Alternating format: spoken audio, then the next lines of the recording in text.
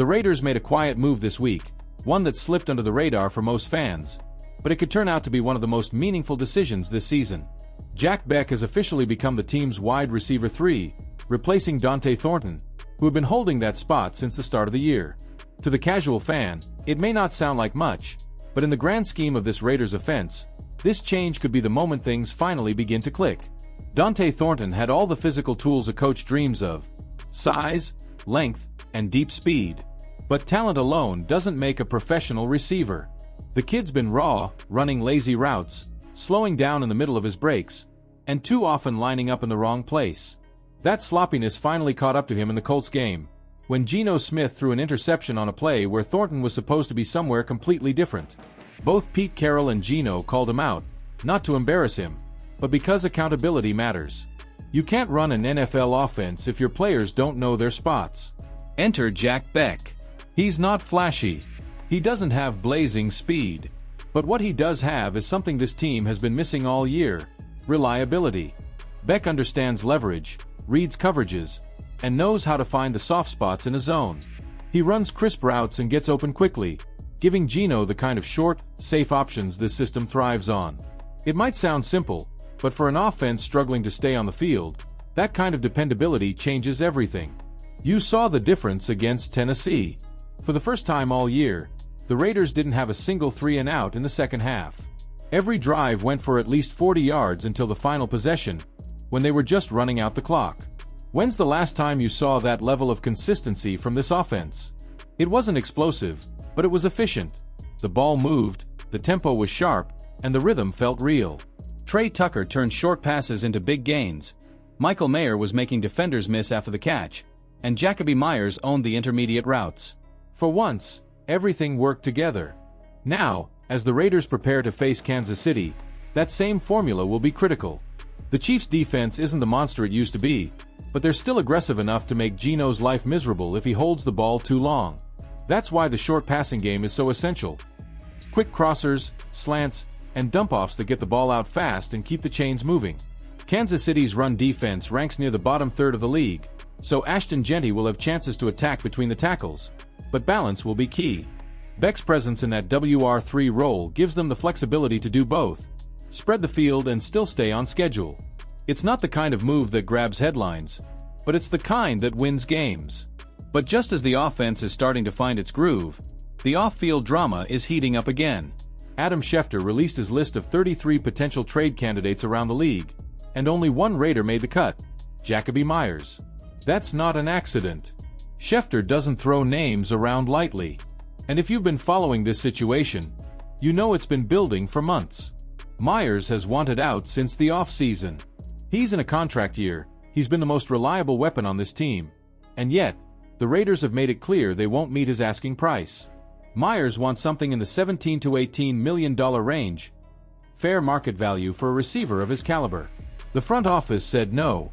Then, 2 days later, they signed Amari Cooper, who promptly retired. The message couldn't have been louder. Meyers was left feeling undervalued and unwanted, and now that the team sits at 2-4 with slim playoff hopes, the trade talk is back with a vengeance.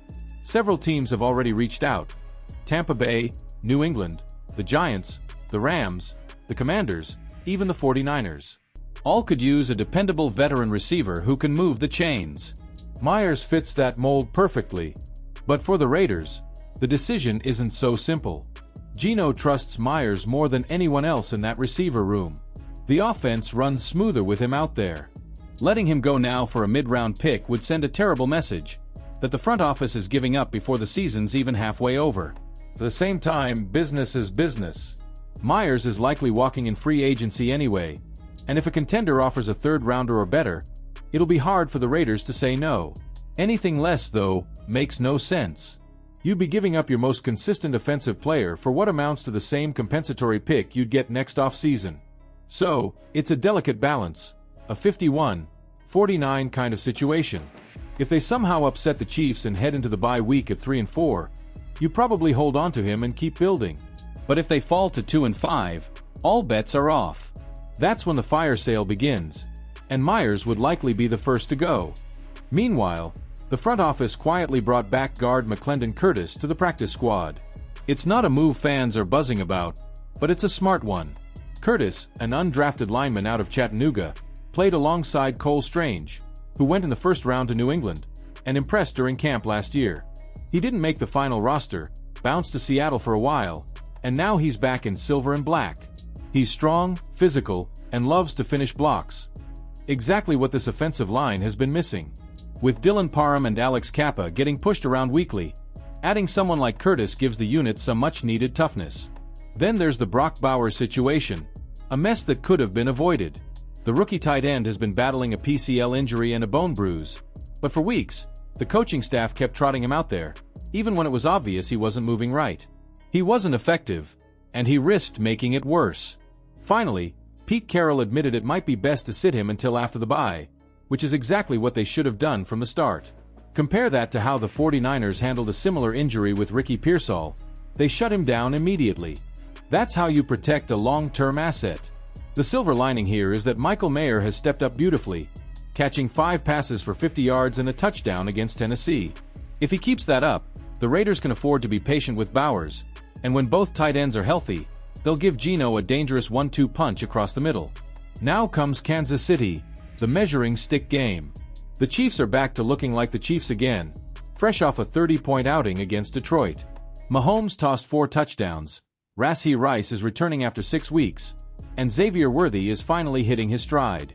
Add in Hollywood Brown and the ever-reliable Travis Kelce, and suddenly, this offense looks terrifying again. The Raiders' defense has been solid, but this is a different kind of test. Max Crosby can wreck games, but one man can't carry a defense against Mahomes. The secondary's been tight, but they've never faced this much firepower all at once. For the Raiders, the formula is simple. Play clean football. Geno can't afford turnovers. He's already thrown 10 interceptions this year. Give Mahomes extra possessions, and it's over. They'll need to run the ball with Ashton Genty, control the clock, and keep the Chiefs' offense on the sideline. If it turns into a shootout, Vegas doesn't stand a chance. But if they can slow it down, stay balanced, and force Kansas City into long drives, they might just make this a game. It's a long shot, but this is the NFL, and it's a division rivalry. Strange things happen in games like this. If the Raiders can pull off the upset and head into the bye at 3-4, the narrative changes completely. Suddenly, you're just a game out of first place, getting healthy, and building real momentum for the second half. But if they lose, the front office could start answering calls, and players like Jacoby Myers might be wearing different colors by mid-November. So what do you think, Raider Nation? Was promoting Jack Bech the right move? Should the team hold on to Jacoby Myers, or cash in while they can? Can Geno and Chip Kelly finally turn this offense around? Or is this just another false dawn in a long line of disappointments? Drop your thoughts in the comments, and let's talk about it. And if you enjoyed this breakdown of the Raiders' latest drama, don't forget to like the video, subscribe to the channel, and hit that notification bell so you never miss an update on the Silver and Black.